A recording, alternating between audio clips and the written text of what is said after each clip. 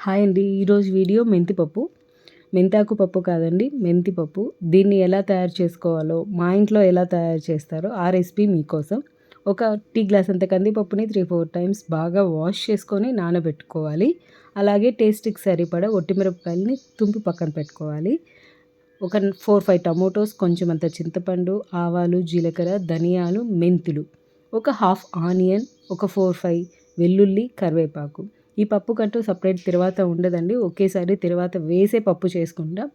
Oil బాగా heat అయ్యాక దీంట్లో ఆవాలు, జీలకర్ర, ధనియాలని యాడ్ చేసి వీటన్నిటిని కూడా సిమ్‌లోనే వేపుకోవాలండి. సిమ్‌లో వేపుకోవడం వల్ల టేస్ట్ బావుంటుంది.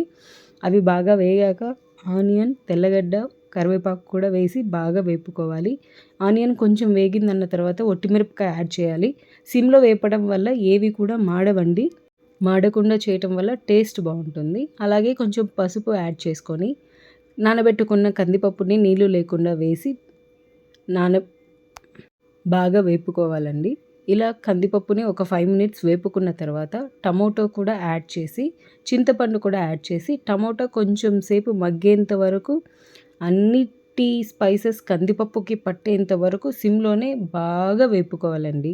హై ఫ్లేమ్ అస్సలు పెట్టకూడదు. ఈ పప్పు చాలా టేస్టీగా ఉంటుంది. ఒకసారి ట్రై చేసి చూడండి. కందిపప్పు అంతా బాగా ఏగాక వాటర్, పప్పు ఎంత ఉడికేమైనా మీ విజిల్స్‌ని బట్టి వాటర్ వేసి పప్పు ఉడికేమైనా విజిల్స్ పెట్టుకోవాలండి.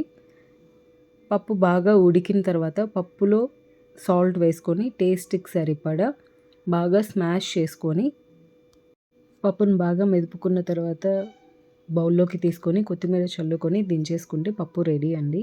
Please like and subscribe to my channel. Thank you for watching.